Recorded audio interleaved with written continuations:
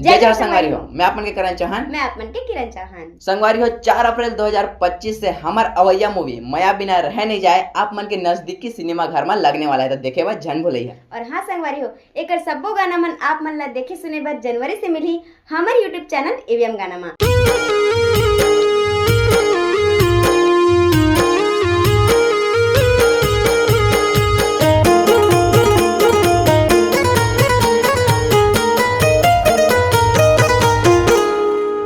तोरे चौका लगा लेते गा, गुरु तोरे पंथी लगा लेते गा। बाबा तोरे चौका लगा लेते गा, गुरु तोरे पंथी लगा लेते गा।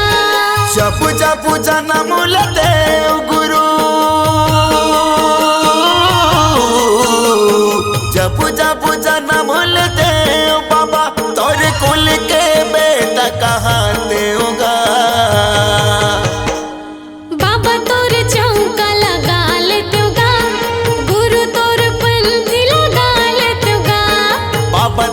चौका लगा लेते गा, गुरु तोरे पंथी लगा लेते गा।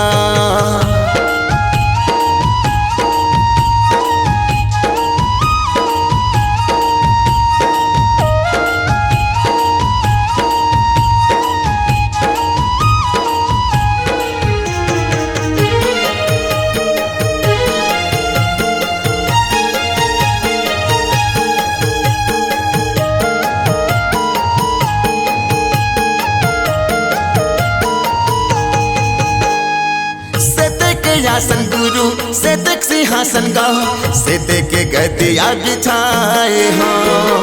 नरियर सुपारी गुरु बंगला के पान बाबा तोरे चरण में चढ़ाए हो।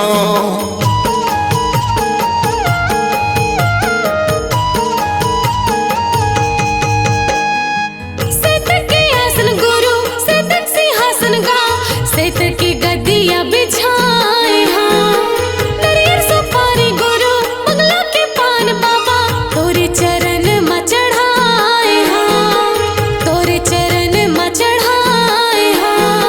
पूजा पूजा नम लेते गुरु,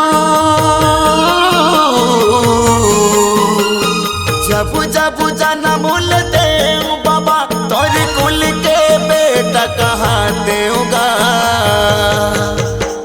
बाबा तोरे चौका लगा लेते गा, गुरु तोरे पंथी लगा लेते गा।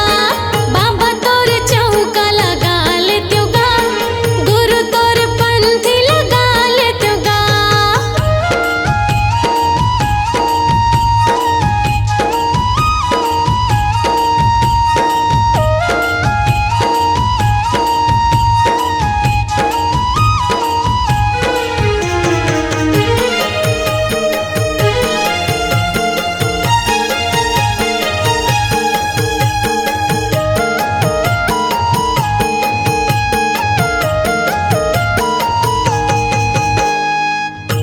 जनेवा सादा के चंदन माथे मती लगायोगा। सोने के कलसा ज्योति जला के भाव भाव में आरती सजाए हो।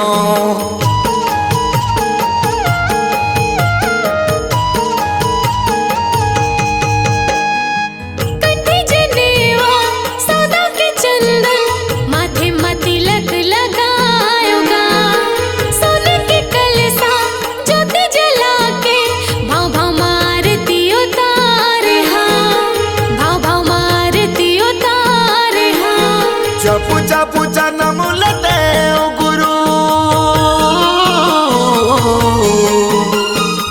पूजा पूजा नम लेते बाबा तोरे कुल के बेटा कहाते होगा।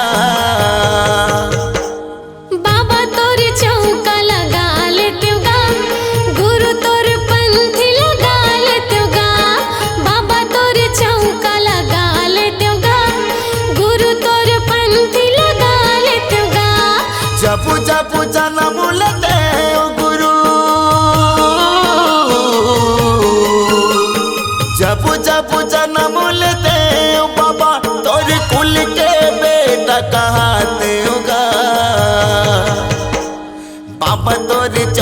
चौका लगा लेते गा, गुरु तोर पंथी लगा लेते गा।